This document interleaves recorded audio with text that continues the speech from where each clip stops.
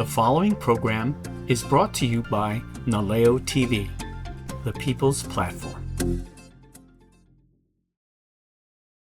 Aloha! On this episode of Polymer Play with me, Barbara Hanson, we'll be learning how to make a really fun Plumeria pattern.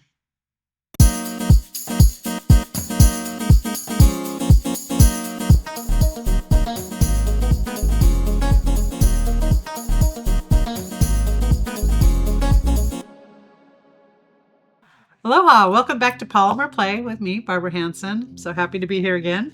Today we're going to be building a Plumeria pattern, and I'm really excited. So let's jump in and get going. Okay. I've already sheeted all the different colors that we're going to be using to make the Plumeria with my big trusty dough sheeter over there. So I'm going to start with the very center part of the petal. Remember, when we build a flower, we're building one big petal and then we're slowly pulling it down, cutting it up. Ooh, it's a little crackly. That happens sometimes. When it gets crackly, you just have to hold it for a little bit longer. One of those teaching moments right out of the gate today. Great thing about Plumerias is they can come in so many different colors. So you're not bound by the clay you have. Just mix it and make what you want. Now when doing the Plumeria, or actually any petal, I start in the center and work my way out, tapering my edges as I go. So I want to get this center the right length. Oh, remember I like to keep my ends clean. There we go. Okay. With this taper, I'm going to try and keep it a little straighter. I'm going to start on one side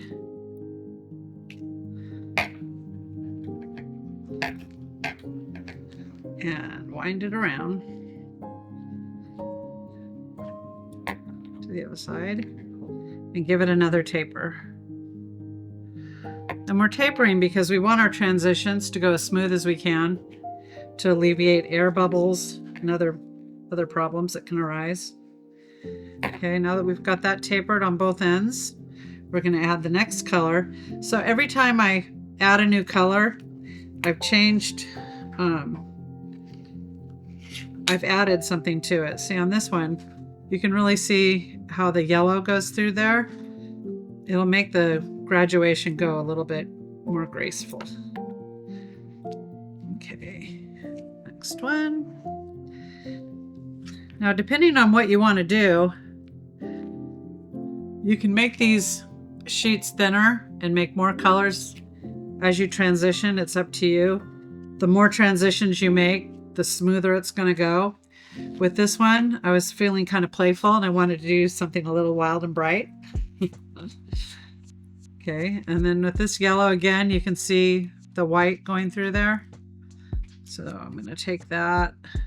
Now, every time I add the next color, you can see I'm slowly graduating it up. I'm not taking it all the way down to the bottom. And the reason for that is I'm trying to keep this into a cylinder somewhat. Makes it much easier to pull down. Okay, so we've got 4 colors. Now I'm going to bust into the pinks. Cut this one. Again, nice taper. Put it on the edge. Wrap it around. Stand it up. I think that by mixing all your own colors, it gives you more definition in your pattern and more uniqueness. On the next color, I'm going to pull it down a little bit. Again, this is up to you how you want to do it, but I want to come down into the yellow on this one. Slice down. Okay. We're getting there. Now the more layers that you have within the pattern itself, you know how I like to keep the edges clean. The more layers that you have in here, the slower it is to take the roll down because you need everything to be consistent as it's pulling down so that you don't lose your pattern and it doesn't get funky. Remember, when you're cutting, you need to make sure you have the right width of your roll. And oh, I think I just made a good teaching moment right there. See how I wobbled it? I did that on purpose. No, I didn't. You can take it and just give it a little pull back. Remember, you control your clay. It doesn't control you. Okay. And then we'll cut the angle. And we'll taper there. I'm going to bring it around. And you know what? Actually, I don't like this taper. This is not tapered enough. So I'm going to hit this a little bit more. There we go. Yeah, I like that better. Oh. Okay, sometimes you get a random piece of clay on there that's another color.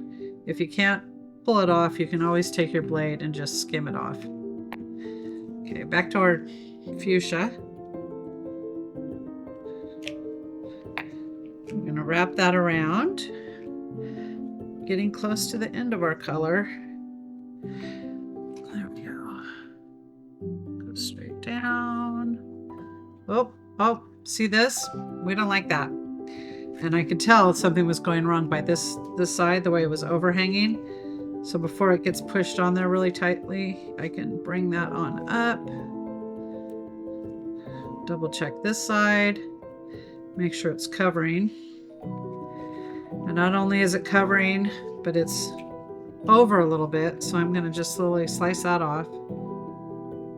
Try and keep it even there. Okay. You notice I always keep my colors all separated because I want to be able to use them again. Okay, I'm going to just kind of give this a little squeeze. Now, whenever you're doing a flower, or any pattern, that is, when you're going from your petal to whatever your outside color is going to be, you want to have a definition color that makes the thing pop out. And it's funny because when things get small, you can't always see them. But here's the same cane small. See how that little tiny thin line in there?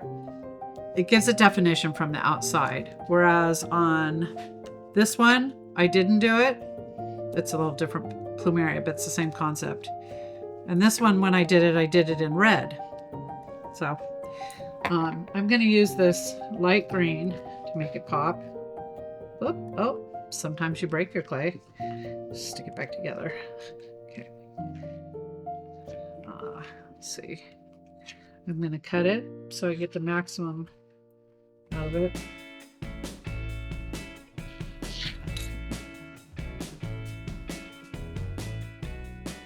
Again, I'm going to taper my edge. You have to make that sound when you do it. Just kidding. Little Barbara humor in there. Okay, got it to this side. Okay, let's say that I had done this and I saw a big bubble in here, an air bubble. You can always just slit it open, get rid of the air, and put it back together. Because later on it could cause you a problem when you're pulling it down. The clay has to go somewhere, and if there's air, the clay is going to go there. So we want to avoid that. Okay. The other rule you want to remember, besides having the outer color that makes your thing pop, is whatever color, I call it the color that houses your cane. So the silvery gray is housing the Plumeria.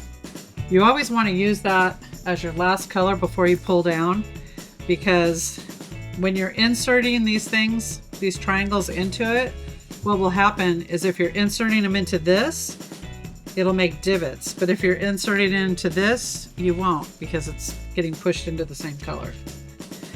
That'll make more sense as we go here. Now, sometimes I set the Plumerias in green, and sometimes I set them in this silvery color.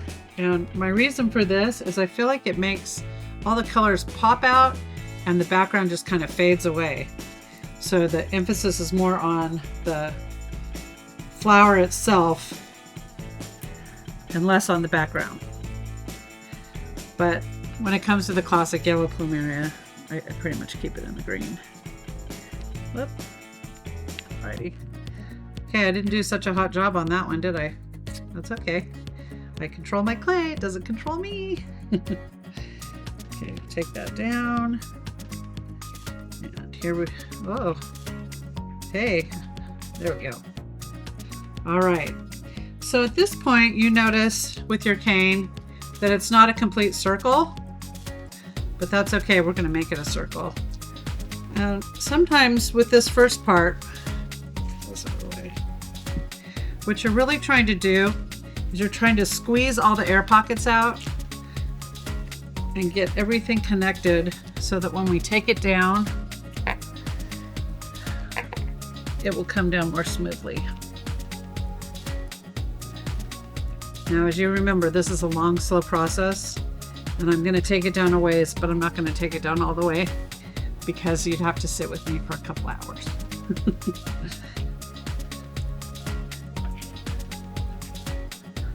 The nice thing is once you get it kind of heated up and going, it comes down a little bit better.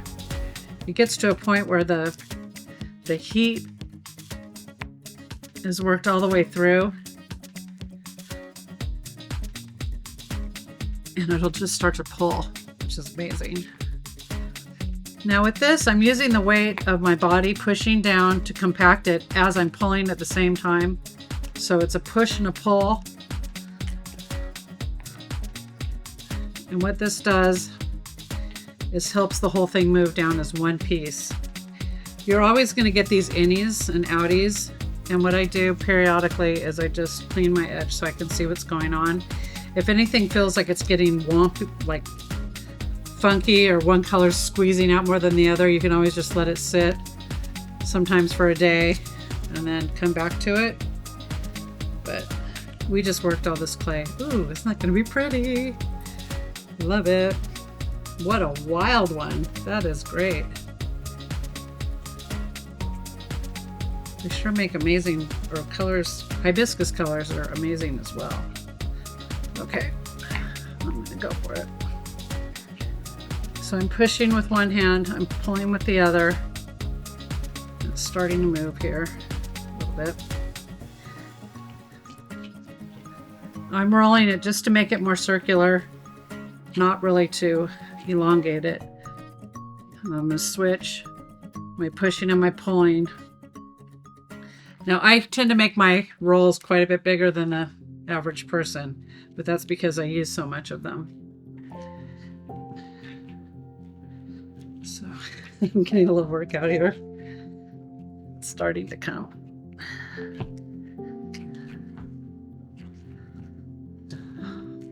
Okay. See how it's starting to kind of wiggle. That's good. Give me another minute and it'll start to really come down. See that? Now all of this I'm going to be able to reuse as well, because we don't want to waste any of our clay.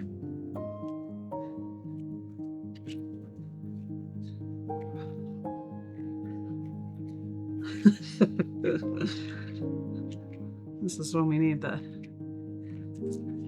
already rolled down. Okay, once we get this down, I'm going to get it long and I'm going to cut it into 5 pieces and go back and make it petal shaped. I'm going to do a little bit of fast forwarding here so we can get to the part that's a little bit more fun. Not that this isn't fun. Okay.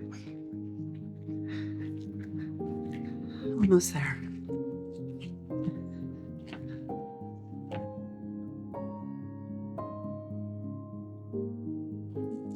Yeah, this part's kind of boring.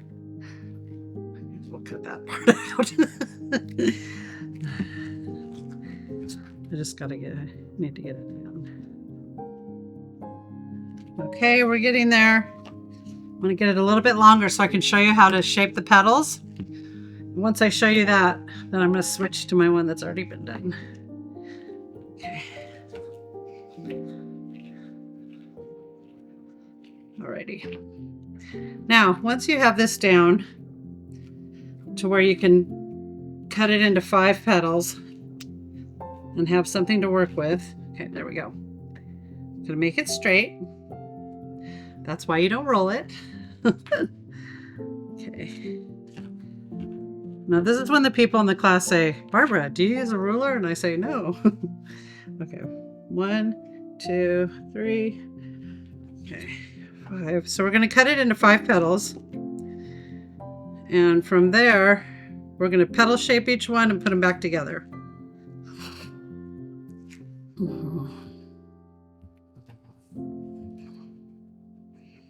Okay. So now you can start to see what the flower is going to look like, right? Now, however you do your first petal, you have to do all of your petals. Well, you don't have to, but I recommend it. Now, this line is still straight, which is what we want. So that's going to be the center of our petal. That's what you're seeing inside here. So I'm going to go through and pinch it on one side and pinch it on the other side and keep going until I get it the petal shape that I want. Now, when you do this, if you do the center of your petal really, really narrow, then you don't need a dot in the middle. But if you get them all done and they're all the same size and you're happy with them, and there's a space in the center, then you can just run a little stringer down the middle. Okay, so this is what we have for here. I'm going to fast forward here and show you with this. So this is one of the petals in here.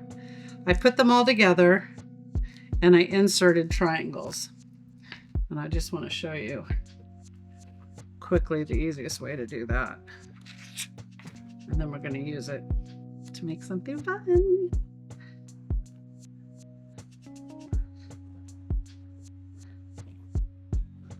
Okay, so you can go through and you can hand form each triangle if you want. But by doing that, it takes longer. It takes more hand power. So I figured this out a few years ago. This is a little Barbara trick. If this is in a cylinder and I cut it into 4, at least I get 4 triangles. And sometimes if they're a little bit long, I can pull them down. So if I cut down this way, make sure, ooh, not so good. Put it back together. Try it again. Can't always get on the first shot. That one looked better. Yay! Okay. And do it this way. So now you've got a triangle that you can work with, which is what I have in here. And you can go through and give it a little pull to make sure that it inserts just the way that you want it. Okay. From there, you still have little edges that are showing like this after I put the triangles in. So I'm going to take this and match it up on this side. And what this does is it helps house the petal, so when you pull down the big one, your petals don't get flattened on the top. We want to try and keep them more rounded like that. So once you're here, you're back to the whole squeezing and pulling again. So I'm trying to compact all the air out of in between the petals. If I start pushing like, try and keep your hair out of it. If you're pushing this way too much in the beginning, you're going to get this to split. So you really want to make sure that it's compacted this way before you start pushing it this way. Yeah. Okay. So once you have this pulled down long, it's going to be looking like this. And it's also like that on my ears. Okay. Now from here, I can roll it to make it even. And I'm going to cut some slices to show you like how I can make earrings with it. But you're not limited to earrings with when you're making these canes. You can do anything with them. I use them as little parts of a mosaic piece on a bigger picture. Okay, we've got 2 cuts. Oh, I love how that turned out. See that light, that really light pale green in there looks so soft and subtle, but it makes it, give it an extra pop. Okay, these are little screw eyes things that I can use when I'm trying to connect different pieces. Okay, so I've got this perfectly round. I take my little screw eye and I go, whoop, and I drop it. I pick it back up again. I'm going to go right in the side, and then that's how it's going to go in to be baked. And by doing that, when it's time to glue it, when it comes out, I can take my needle nose pliers, I can pull it out, dip it in glue, and put it back in. And I know I always have a perfect fit and it won't fall out. That's a super cute pair of earrings right there. Think of how many earrings you could make out of that. That's a lot of earrings. But there's things that you can do for bigger things as well. Okay, I want to show you. I pull this down a little bit more. Again, I'm using the same tactic. I'm squeezing together as I'm pulling. It keeps the design more even as you take it down. Okay, when I get this down to a size I like, I'm going to take some of the scrap that I have and roll it into a ball. And this is how you could make a bead or a keychain. Paperweight. Okay. Now you want to remember that when you're slicing your bead, you don't want it so thin that it's difficult to use, but you also don't want it so thick that you're using more of it than you need to, because you made this beautiful thing. You want to get the most out of it. So when I'm slicing my beads, it's kind of a roll and a flick. Like that. And then I can take it down. Actually, I'm going to do a variety of sizes. Do some big, take some down smaller. Because when I start to cover the bead, I'm going to need all different sizes to make it work. Whoop. Okay, so now I've got this smooth ball. If I just rolled this, mixed it all back over, if I mixed it all back together again, it would make a funky gray color. So I figure I might as well put it in the inside. So this is kind of like doing a soccer ball. You notice I'm keeping them all touching, but I'm not overlapping. And I'm working my way around the ball. Try not to work myself into a situation like that. And if I do, that's why I have the variety of sizes. I can also squeeze this guy down a little bit and take a couple slices that I might need small. A bigger one, small. You can also kind of squeeze the flour to make the shape that you need. Put it in there, in here. Fit there, yay! Oh my gosh, that was perfect. Okay, so see now at this point, they're all separate. So now we're going to do the magic roll. And with this, you're doing small, round, a lot of pressure. If you get too big and swirly with your movement, then what happens is the rolls get weird. Okay, see how it's starting to become seamless? I think we could do a little bit more. And presto, you have a beautiful bead. Yay, I like this bead. Okay. Now I want to show you a couple of the bigger things that I've done with this cane so you can get a broader idea of what you can do. For example, this is Mr. Seahorse. Oh, he's not Mr. Seahorse. He's the Kona Seahorse. I used a bigger slice in the center, and then I did this and this. And those were actually the first pieces that I put on here, because when I'm working on an art piece, I start in the center and I radiate my way out. And that's how I'm able to fill it more specifically. Because when you go back in and you're doing all these little ones, that's when you need the variety of sizes to make it all fill in more perfectly. Because when you cook it, how it goes in is how it comes out. There's no change at all. Now, when I'm doing something like this piece, this is different. What I do is I do the rim on the outside first, then I go inside and work my way out. I'm always trying to balance the color so you have things pop. Sometimes I'll just use a little random piece here or there just because it makes the whole thing set off.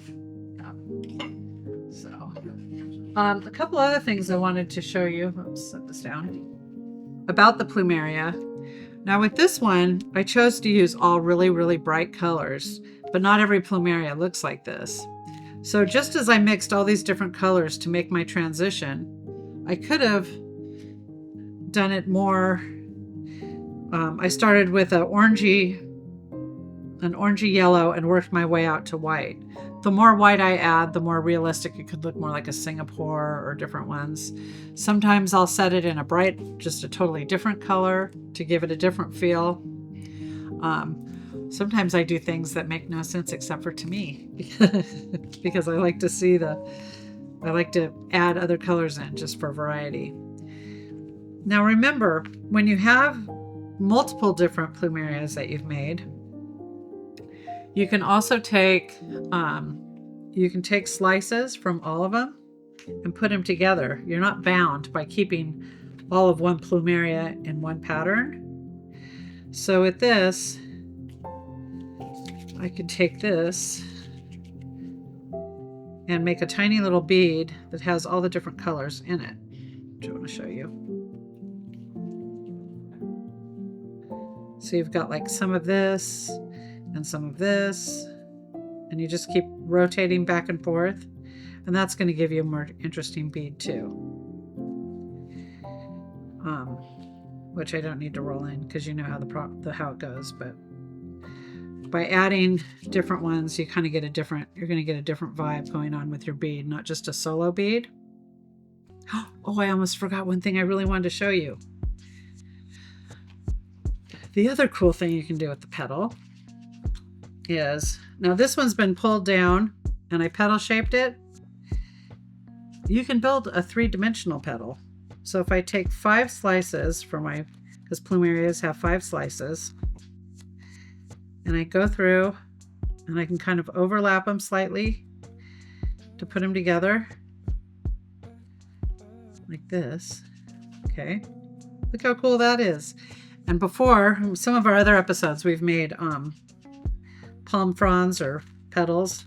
You could take these and add it, dropped one, and add it to the back like this, and add this to a piece as well. I think I want one more petal. Well, the point, I guess, if you haven't gotten it, that I'm trying to make is the possibilities are endless. And that's why I can't wait to see what you guys do with them. But look how cool that is. And I look forward to doing our next project together. It's going to be great. And I already know what I'm doing, but it's a surprise to you. See you next time. Aloha.